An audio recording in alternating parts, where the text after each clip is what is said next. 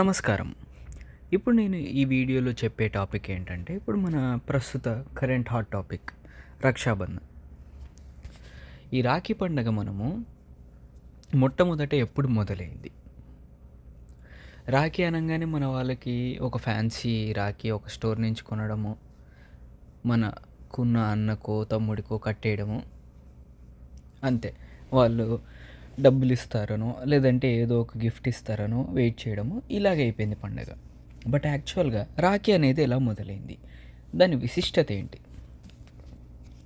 శ్రావణ పౌర్ణమి నాడు మనము రాఖీ పౌర్ణమి, ఇంకా జంధ్య పౌర్ణమి, యజ్ఞోపవీత పౌర్ణమి అని కూడా దీన్ని మనం పిలుచుకుంటాం. ఎందుకు?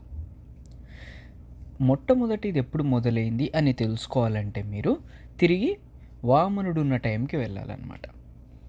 ఇప్పుడు మనకు తెలిసిన కథ, వామనుడు బలిచక్రవర్తి మధ్యలో, వాళ్ళిద్దరి మధ్యలో జరిగింది ఏంటిది? ఆ 3 అడుగుల నేలే ఏమడిగాడు విష్ణుమూర్తి? బలిచక్రవర్తి ఎలా దానం చేశాడు? మన వాళ్ళేమో బలిచక్రవర్తిని అధపాతాళానికి తొక్కేశాడు. ఇలాంటివన్నీ చెప్తుంటారు కదా. యాక్చువల్గా ఆ కథ ఏంటిది అనేది నేను వేరే వీడియోలో చెప్తాను. ఈ రాఖీ పండుగ గురించి తెలుసుకోవాలంటే అసలు ఆ సంఘటన తర్వాత జరిగిన దాని గురించి తెలుసుకోవాలి. వామన అవతారంలో బలిచక్రవర్తి దగ్గర నుంచి 14 లోకాలను దానంగా తీసేసుకున్న తర్వాత విష్ణుమూర్తి దైత్యులకు నీ వంటి నాయకుడు కావాలి అని చెప్పి మొట్టమొదటి చిరంజీవిగా, అంటే ఏ వ్యక్తి అయితే ఒక కార్యం కోసం మన్వంతరి అంతా ముగిసేదాకా జీవించి ఉంటాడో అతన్ని చిరంజీవి అంటారు. అలాగా మొట్టమొదటి చిరంజీవిగా బలిచక్రవర్తిని ఎంపిక చేసి ఆయనకు సుతల లోకాన్ని ప్రదానం చేసి అక్కడ దైత్యులకు నాయకుడిగా నువ్వు ఒక రాజ్యాన్ని నియమించుకో అని విష్ణుమూర్తి చెప్పడం జరిగింది. ఇవన్నీ చెప్పిన తర్వాత బలిచక్రవర్తి విశ్వకర్మని ఆశ్రయించి విశ్వకర్మ ద్వారా సుతల లోకాన్ని నిర్మించడం మొదలుపెట్టుకున్నాడు. ఆ కార్యాన్ని అనేది మొదలుపెట్టుకున్నాడు. ఇప్పుడు విష్ణుమూర్తికి ఏమైపోయిందంటే ఆయనకు గుండెల్లో ఒక గుబులు ఉందన్నమాట. ఏమని? తన దగ్గరేమో 14 లోకాలని నేను తీసేసుకున్నాను, దానం అడగంగానే ఇచ్చేసినాడు, కొద్దిగా ఆలోచించలేదు, వనకలేదు, తొనకలేదు, వెనక్కి తగ్గలేదు.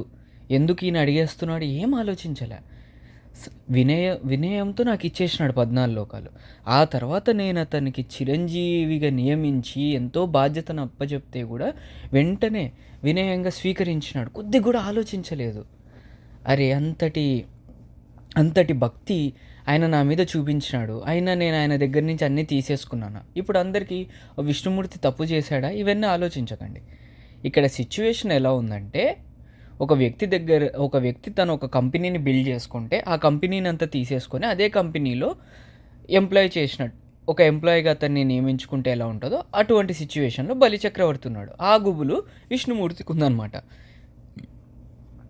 ఆయనను చిరంజీవిగా నియమించిన ఈ మన్వంతరి అంతా అయిన తర్వాత తనని ఇంద్ర పదవిలో ఉంచుతానని చెప్పి బలిచక్రవర్తికి చెప్పినప్పటికి కూడా విష్ణుమూర్తికి ఏదో ఒక గుబులు ఉందన్నమాట. ఆయన 14 లోకాలను గెలుచుకున్నాడు, నేను అన్నీ తీసేసుకున్నా, నా కార్యము అన్నీ ఇచ్చిన, ఇప్పుడు చిరంజీవిగా కూడా నియమించినా ఆయన ఏమీ ఆలోచించలేదు. ఇప్పుడు చాలామంది కనిపించవచ్చు, చిరంజీవి అంటే వరం కదా, వరం ఇస్తే ఎందుకు ఫీల్ అవుతాడు అంటే, ఇప్పుడు 60 ఏళ్ళకి రిటైర్మెంట్ తీసుకుంటూ మనము చిరంజీవిగా ఉండడం వరము అని మాట్లాడకూడదు. ఓకే? ఎందుకంటే మన కళ్ళ ముందే అనేక తరాలు మారడం చూడటము, వాళ్ళందరికీ నాయకులుగా ఉండడము అంత సులువైన పని కాదు. ఇప్పుడు మన టీచర్స్ని అడగండి, 90s కిడ్స్కి టీచ్ చేసేటప్పుడు ఉన్న కష్టాలు ఏంటివి, ఇప్పుడు ఈ 21st సెంచరీలో ఉన్న కిడ్స్కి టీచ్ చేసే కష్టాలు ఏంటివి వాళ్ళు చెప్తారు. అంటే ఒక 10 ఏళ్ళ డిఫరెన్స్కే ఇటువంటి సిచ్యువేషన్ ఉంటే, సృష్టి మొదలైన దగ్గర నుంచి మన్వంతరము ముగిసేదాకా ఎన్ని తరాలు మారుతాయి, ఎన్ని సిచ్యువేషన్స్ మారుతాయి.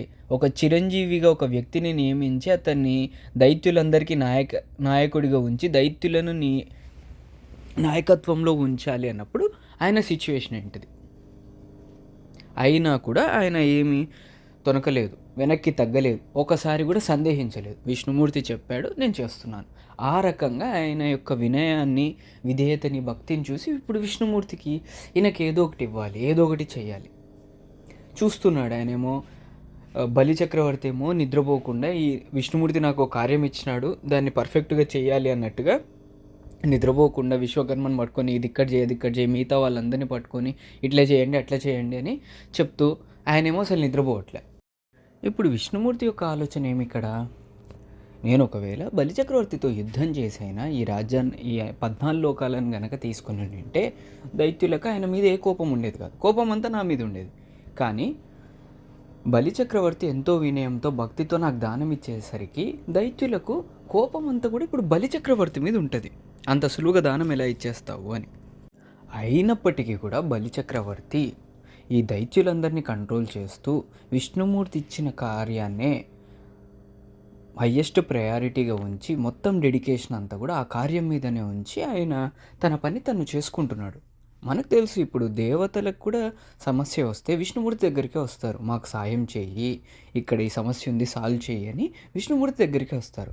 అటువంటిది విష్ణుమూర్తే బలిచక్రవర్తిని ఈ సమస్యల్లో ఉంచినప్పటికి కూడా ఆయన అసలు విష్ణుమూర్తి దగ్గరికి రావట్లేదు. అది నిర్లక్ష్యంతో కాదు, భక్తితో.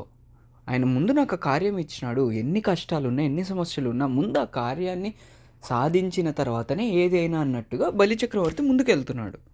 విష్ణుమూర్తి ఆయనకు గుబులు ఉండిపోయింది, ఏదోటి చేయాలి ఇప్పుడు బలిచక్రవర్తికి అన్నట్టుగా. సరే, బలిచక్రవర్తి ఒకసారి నిద్రపోతే తన కల్లోకి వెళ్ళి తనతో మాట్లాడి ఏం కావాలో అడిగిద్దామన్నట్టుగా ఎదురు చూస్తున్నాడు విష్ణుమూర్తి. ఈయనేమో నాకు విష్ణుమూర్తి ఒక కార్యం ఇచ్చినాడని చెప్పి బలిచక్రవర్తి నిద్రపోవట్లే. బలిచక్రవర్తికి ఏదో ఒకటి చెయ్యాలి అన్న గుబులుతోటి విష్ణుమూర్తి నిద్రపోవట్లే. ఆఖరికి ఏం చేశాడంటే మత్స్యావతారాన్ని మళ్ళీ ఎత్తి సుతలలోకంలో ఉన్న ఒక కొలంలో ఉండి ఎదురు చూస్తూ ఉన్నాడు, బలిచక్రవర్తి ఎప్పుడు నిద్రపోతాడా అని. అలాగా మత్స్యావతారంలో చాలా రోజులు ఎదురు చూశాడు. కళ్ళు తెరుచుకొని ఈయన ఎప్పుడు నిద్రపోతాడు, బలిచక్రవర్తి ఎప్పుడు నిద్రపోతాడు అన్నట్టుగా ఎదురు చూశాడు విష్ణుమూర్తి. అలా ఎదురు చూసిన తర్వాత ఒక్కనాడు బలిచక్రవర్తి అలాగా విశ్రమించడం చూసి అమ్మయ్య అనేసి ఇంకా ఆయన కల్లోకి వెళ్ళిపోయాడు విష్ణుమూర్తి. ఇప్పుడు కళ్ళలో కనిపించి బలిచక్రవర్తిని అడిగినాడు అనమాట, ఇదిగో నువ్వు నేను చెప్పినవన్నీ చేస్తున్నావు కదా, ఇప్పుడు నీకేమైనా సాయం కావాలా, ఏదైనా వస్తువు కావాలా, ఏం కావాలి, ఏదైనా కావాలిస్తే నన్ను అడుగు, నీ సుతర్లోకానికి ఏమైనా కావాలా, మిగతా ఏదైనా కావాలా, ఇలాగ మొదలుపెట్టాడు అనమాట. బలిచక్రవర్తి ఎలాగైతే 3 అడుగుల నేలు అడిగినప్పుడు 3 అడుగుల నేలెందుకు, నీకేం కావాలో అడుగు అన్నట్టుగా ఒక లిస్ట్ అంతా చెప్పాడు, అట్లాగే విష్ణుమూర్తి ముందు ఇది కావాలా అది కావాలా అని మళ్ళీ ఆలోచిస్తున్నాడు. 14 లోకాలను జయించిన వ్యక్తి, 101 యజ్ఞాలను గావించిన వ్యక్తి, అతనికి ఒక్క లోకాన్ని ఇచ్చి పాలించుకోమంటే మళ్ళీ నా సాయం అవసరం ఉంటుందా? చాలా సులువుగానే చేయగలుగుతాడు. మరి ఇప్పుడు నీకు ఏమి ఇవ్వాలా? ఆలోచిస్తూ అప్పుడు ఒకటి చెప్పాడనమాట, ఇదిగో ఈ వరం నేను ఇప్పటిదాకా ఎవ్వరికి ఇవ్వలేదు, నువ్వు కావాలంటే ఇంతకు ముందున్న మన్వంతరాలన్నిటిలో గొప్ప గొప్ప ఆవిష్కరణలు, విలువైన వస్తువులు అన్నీ నేను నీకు చెప్తాను, వాటిలో నీకు ఏది కావాలో అది కోరుకో, అవన్నీ కూడా నేను ఇస్తాను. ఇప్పటిదాకా ఎప్పుడు నేను చేయలే ఇట్లా, కానీ నీ కోసం ఈ మన్వంతరిలో నేను చేస్తాను.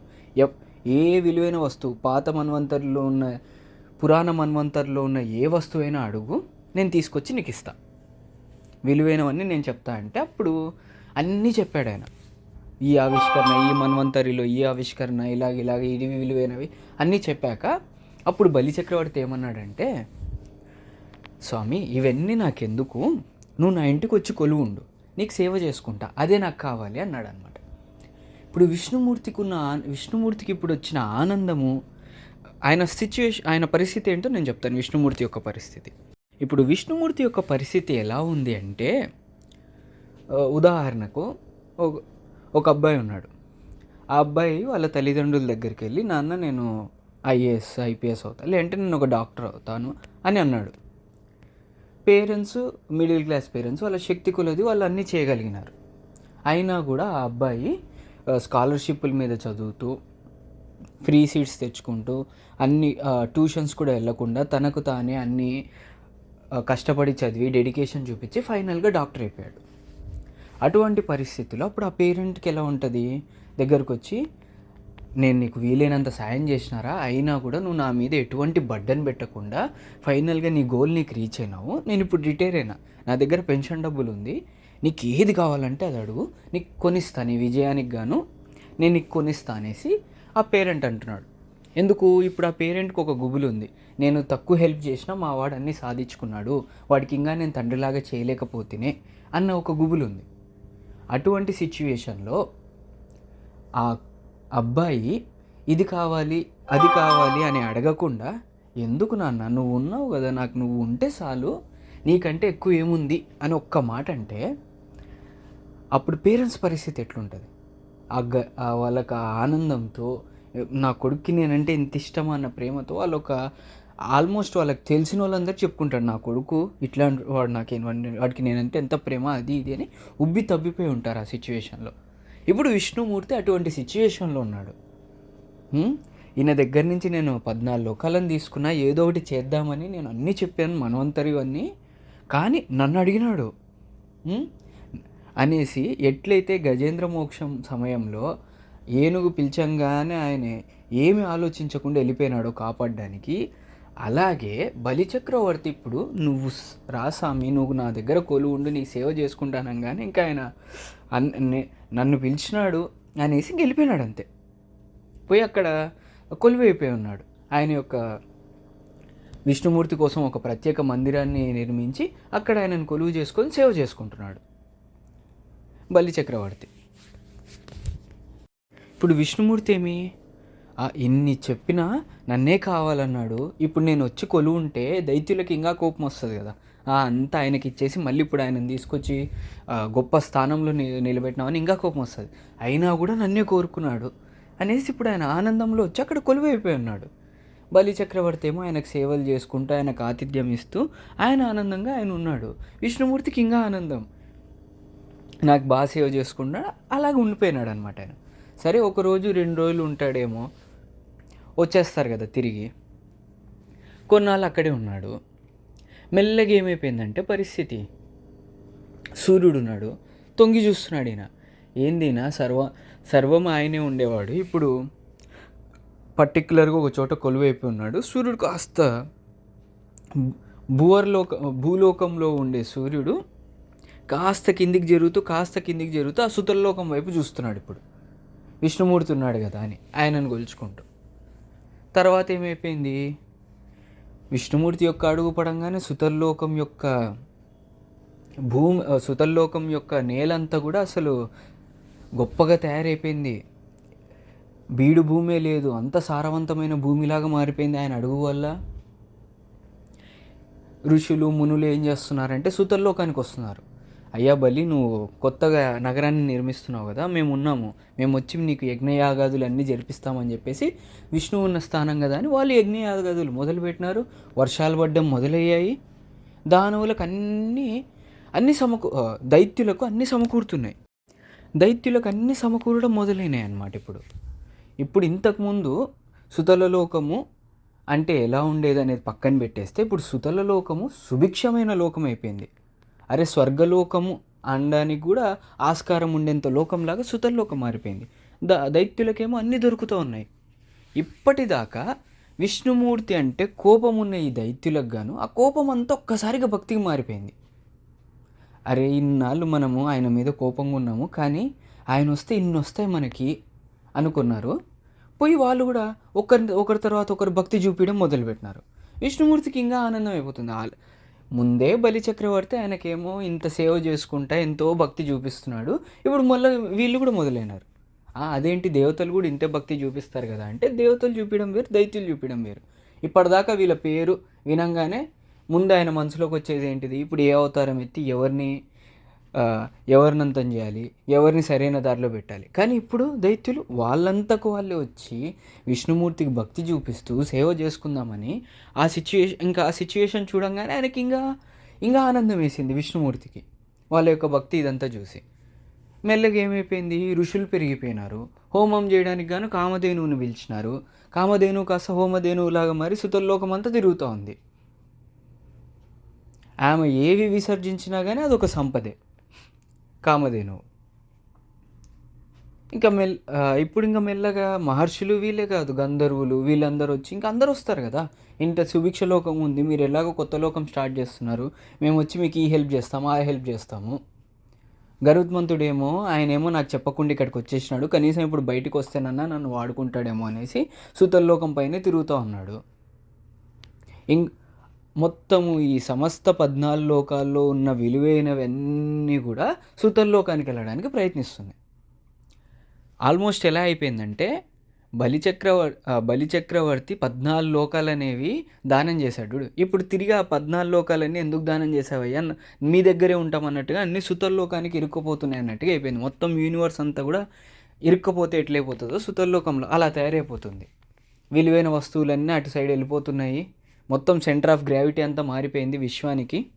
పేరుకే ఇది స్వర్గలోకం, మన దగ్గర ఓన్లీ బ్యానర్ మాత్రమే ఉంది, మిగతావన్నీ అక్కడే ఉన్నాయి. వదిలేస్తే లక్ష్మీదేవి కూడా అక్కడే పోయి కొలువు ఉంటుందేమో.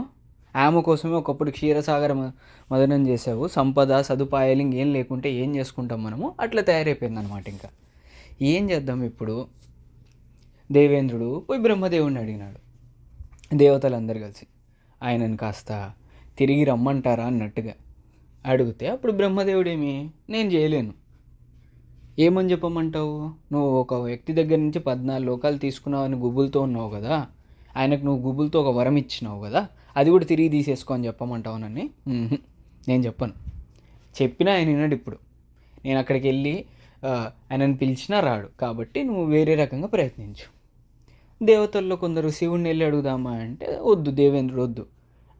విష్ణుమూర్తి అక్కడ పోయి కనుమరుగైపోయినాడు, శివుడు పోయినాడు అనుకో, ఇంక అంతే. ఆయన ముందే బోలా శంకరుడు, వాళ్ళకు వరాలు కూడా ఇవ్వడం మొదలు పెడతాడు. ఎన్ని వద్దు, శివుడిని అస్సలు అడగనే వద్దు. మరి ఏం చేద్దామంటే ముందు వైకుంఠంకి వెళ్ళి అక్కడ పరిస్థితి చూద్దాము. ఆల్రెడీ వాళ్ళు విలువిల్లాడిపోతుంటారు కదా విష్ణుమూర్తి లేక, మన పరిస్థితి ఏందో పోయి చూద్దాము అనేసి దేవతలందరూ వైకుంఠానికి వెళ్ళారనమాట.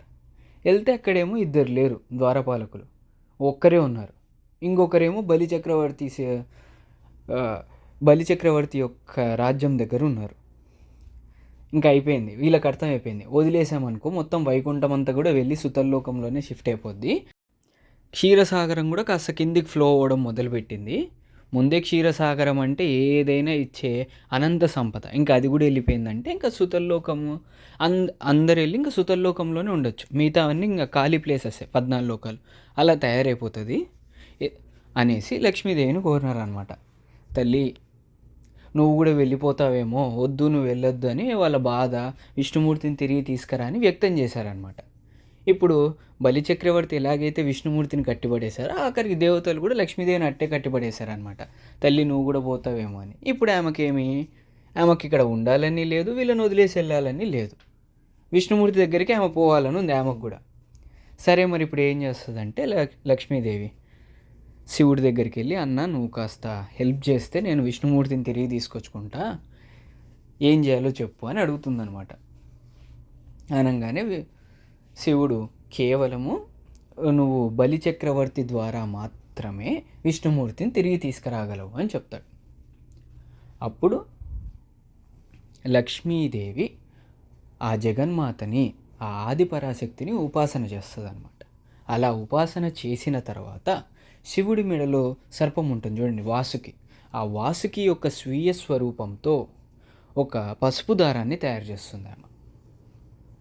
ఆ పసుపు దారంలోకి ఆ జగన్మాత యొక్క శక్తిని నిక్షిప్తం చేసి ఆ పసుపు దారాన్ని తీసుకెళ్తుంది అనమాట బలిచక్రవర్తి దగ్గరికి.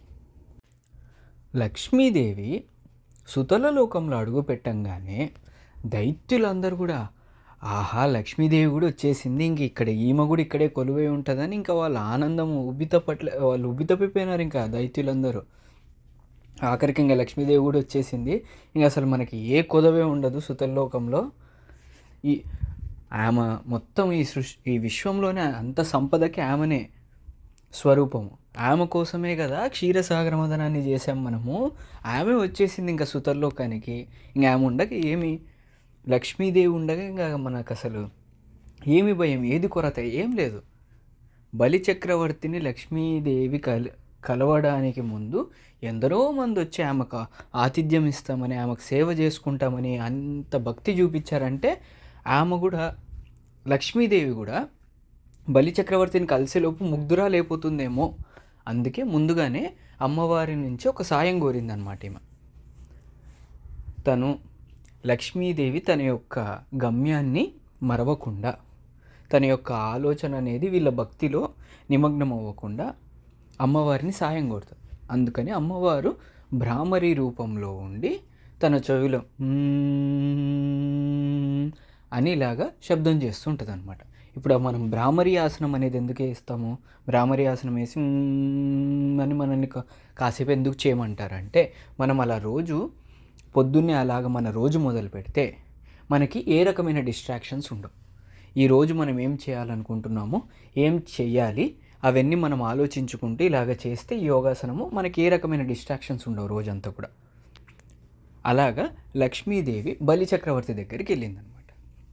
వెళ్ళి ఈ పసుపు దారాన్ని చూపించి, ఇది అమ్మవారి యొక్క శక్తి, ఇది మీకు ఎప్పుడు రక్షగా ఉంటుంది అన్నట్టుగా ఆ రక్షని ఆయన చేతికి కట్టిందనమాట. అప్పుడు బలిచక్రవర్తికి వచ్చిన ఆనందం, ఇంతటి అభిమానం నా మీద, నాకు ఒక సోదరి ఉంటే ఇలాగే చేసేది అన్నట్టుగా, ఆమె నువ్వు నా సోదరివి అన్నట్టుగా ఆయన అభిమానాన్ని తిరిగి చూపించడం మొదలుపెట్టాడు.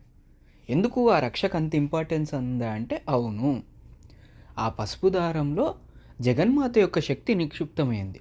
ఆ జగన్మాతనే ఒకరికి రక్షణ ఇస్తుంది అంటే ఈ సృష్టిలో ఎవరు కూడా ఆయన ఏం చేయలేరు, ఏ శక్తి కూడా ఆయన ఏం చేయలేదు. ఆఖరికి నరసింహ అవతారాన్ని కూడా ప్రత్యంగిరామాత మాత్రమే నిలువరించగలిగింది. లేదంటే అసలు ఆయన కోపాన్ని ఈ 14 లోకాలు తట్టుకోలేకపోయాయి. మరి అటువంటి జగన్మాత యొక్క శక్తిని రక్షగా నిక్షిప్తం చేసి ఆయన చేతికి కట్టిన వ్యక్తికి అంతటి అభిమానం నా మీద చూపిస్తున్నావు. ఈ సృష్టిలోనే అత్యంత శక్తివంతమైన రక్ష నువ్వు నాకు కట్టావు. మరి ఇప్పుడు నువ్వు సోదరిగా నాకు అంత అభిమానం చూపించినప్పుడు నేను కూడా సోదరుడిగా నీకు ఏదో ఒకటి చేయాలి కదా, ఏమి ఇవ్వాలి నీకు అని ఆయన ఇప్పుడు ఆ అభిమానానికి తిరిగి ఆయన ఏదో ఒకటి చేయాలి కదా. ఇప్పుడు ఈయన గుబులు మొదలైంది. విష్ణుమూర్తికి ఇంతకు ముందు మొదలైనట్టు ఇప్పుడు బలిచక్రవర్తికి మొదలైంది. ఏమిద్దాం మరి లక్ష్మీదేవికి? ఏమని ఇద్దాము అంటే ఈ విశ్వంలోని సంపద అంతా ఆమెదే, లక్ష్మీదేవిదే. ఏమిస్తే అసలు ఆమెకి ఏమి ఇవ్వగలుగుతాం మనము? అరే అసలు విష్ణుమూర్తి ఇంతకు ముందు మన్వంతరీల నుంచి కొన్ని విలువైన వస్తువులు ఇస్తానన్నప్పుడు ఏవో 1-2 అన్నా అడిగింటే బాగుండు. ఇప్పుడు లక్ష్మీదేవికి ఇవ్వడానికన్నా ఏవో ఒకటి ఉండేవి నాతో. ఇప్పుడు ఏమి లేవే, ఏం చేయాలి ఇప్పుడు మరి? అలా సందిగ్ధంలో ఉంటే అప్పుడు లక్ష్మీదేవి చెప్పిందనమాట, నీవు తలుచుకుంటే నువ్వు నాకు నా విలువను తిరిగి ఇవ్వగలవు అంటే. అప్పుడు ఆయన అన్నాడు, సోదరి లక్ష్మీదేవి నీకు విలువ లేకపోవడం ఏంటి? అసలు ఈ సృష్టిలో ఎవరి విలువైనా ఎవరి విలువైనా నీ వల్లనే తేల్చబడుతుంది కదా. ఇప్పుడు మనమే చూడండి, మన సొసైటీలో ఎంత సంపాదిస్తున్నాడు, ఎంత వెనకేసాడు, ఎంత ఖర్చు చేస్తాడు, ఎంత ఆదాయం, ఈ మొత్తం అంతా కూడా ఈ ప్రాసెస్ అంతా కూడా డబ్బు మీదనే ఉంటుంది. ఒక వ్యక్తి యొక్క విలువ, వాల్యుయేషన్. ఇప్పుడు మనము పెద్ద పెద్ద బిజినెస్ మ్యాగ్నెట్లను వీళ్ళనంతా చూసుకోండి, నెట్ వాల్యూ, నెట్ వర్త్, ఇలా కొన్ని మనకు వస్తాయి. ఈ టర్మ్స్ అన్నింటివి కేవలం వాళ్ళ యొక్క డబ్బుతో వాళ్ళని విలువ చేయడం మాత్రమే. సో ఈ సృష్టిలో ఏ వ్యక్తికైనా నీ ద్వారానే విలువ కడతారు. అటువంటిది నీకు విలువ లేకపోవడం ఏమిటి అంటే అప్పుడు లక్ష్మీదేవి చెప్పిందనమాట. ఏమని? లక్ష్మి యొక్క విలువ, సంపద యొక్క అసలైన విలువ కేవలం జ్ఞాన మార్గంలో ఉన్నప్పుడు మాత్రమే. అంటే శ్రీ మహాలక్ష్మి యొక్క విలువ కేవలము విష్ణుమూర్తితో ఉన్నప్పుడు మాత్రమే. ఇప్పుడు మనం కోటానుకోట్ల డబ్బులన్నిటినీ ఒక చోట గ్యాదర్ చేసి ఉంచినంత మాత్రాన వాటికి విలువ ఉన్నట్టు కాదు. ఎప్పుడైతే మన డబ్బులు జ్ఞానం వైపు పయనిస్తాయో, ఏదైనా సృష్టి చేయడానికి గాను ఉపయోగించబడతాయో, అప్పుడు మాత్రమే సత్కార్యాలకు ఉపయోగించబడతాయో, అంటే జ్ఞానం యొక్క దారిలో ఉన్నప్పుడు మాత్రమే సంపదకు సరైన విలువ. లేదంటే అసలు సంపదకు విలువే లేదు. అందుకే కదా ఆఖరికి ఈ కలియుగంలో జ్ఞానానికి కాదు కేవలం లక్ష్మికి మాత్రమే విలువ ఉందని ధనలక్ష్మి వాపోయింది. అలాగా బలిచక్రవర్తితో శ్రీ మహాలక్ష్మి చెప్తుందనమాట, నువ్వు నాకు నా భర్తను తిరిగి అప్పుడు నువ్వు నాకు అత్యంత విలువైన బహుమతి ఇచ్చినట్టే, నా విలువను నాకు తిరిగి ఇచ్చినట్టే అని చెప్తుందనమాట. ఒక్కసారిగా దైత్యులందరూ కూడా ఏం జరుగుతుంది అర్థం కావట్లే వాళ్ళకి. ఇప్పుడు శ్రీ మహావిష్ణువు వెళ్ళిపోయినాడు అనుకో, మళ్ళీ తిరిగి అసలు ఏమైపోతుంది?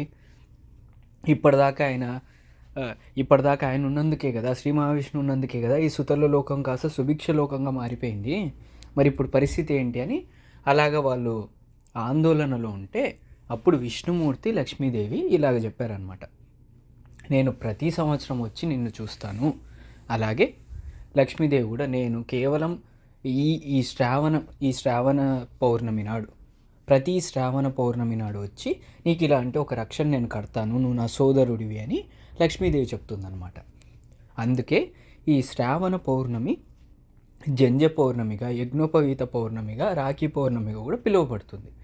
ఎందుకు జంధ్య పౌర్ణమి, యజ్ఞోపవీత పౌర్ణమి అనేది దీన్ని ఎందుకు అన్నారు అంటే ఈ ఈ శ్రావణ పౌర్ణమి నాడు అందరూ వారి యొక్క యజ్ఞోపవీతాన్ని మారుస్తారు. గాయత్రి మంత్రాన్ని చదివి తిరిగి కొత్త యజ్ఞోపవీతాన్ని వాళ్ళు ధరిస్తారనమాట.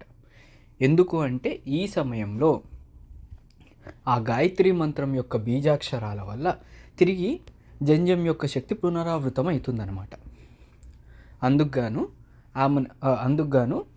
రాఖీ పౌర్ణమి అన్నా కూడా, జంధ్యాన్ని మార్చాలన్నా కూడా గాయత్రి మంత్రాన్ని కానీ అమ్మవారిని జపించి తల్లి నువ్వు నా సోదరుడికి రక్షగా ఉండమని ఒక సోదరి రక్షాబంధనం అనేది సోదరుడికి కడుతుందనమాట. అలాగే సోదరుడు కూడా అభిమానంతో తన సోదరికి అండగా ఉండాలని నిర్ణయించుకుంటాడు. ఇదేదో కేవలం మన ఇళ్ళల్లో బయట నుంచి ఒక రాఖీ తీసుకొచ్చి కొనడము, అది కట్టడము, తిరిగి డబ్బులు ఇవ్వడం, ఈ ట్రెడిషన్ ఫాలో అవుతుంది. కానీ అసలు కథ ఏంటి అంటే అమ్మవారి ముందు ఈ దారాలను ఉంచి ఆమె శక్తిని నిక్షిప్తం చేసి రక్షగా తన సోదరుడికి కడుతుందన్నమాట సోదరి. దీనికి బదులుగా సోదరుడు తన యొక్క సోదరి యొక్క ఇష్టాయిష్టాలను, తన యొక్క ఆలోచనలు, విలువల్ని తెలుసుకొని వాటికి తోడ్పడతాడని ఒక ప్రామిస్గా ఈ రక్షాబంధనం అనేది ఇలా కొనసాగుతుందన్నమాట. సో మన ఇళ్ళల్లో కేవలం నువ్వు రాఖీ కట్టు, నువ్వు డబ్బులు ఇవ్వు అని చెప్పే రకంగా కాకుండా మన సంస్కృతిలో ఇలా ఎందుకు రాఖీ మొదలైంది, ఈ కథని మన పిల్లలకు వివరించండి. అలా వివరించిన తర్వాత కేవలం డబ్బులు ఇప్పకుండా ఆ అబ్బాయితో నీ సోదరికి ఏమి ఇష్టమో కనుక్కో, దాని ప్రకారం అది కావాల్సింది నువ్వు కొని తనకివ్వు. అప్పుడు తను ఇంకా హ్యాపీగా ఫీల్ అవుతుంది. కేవలం ధన రూపంలోనే ఇవ్వాల్సిన అవసరం లే, నగదు రూపంలో, వస్తు రూపంలో సోదరికి ఇష్టమైనవి తెలుసుకోవడం వల్ల ఆ బాండింగ్ కూడా ఇంకా పెరుగుతుంది.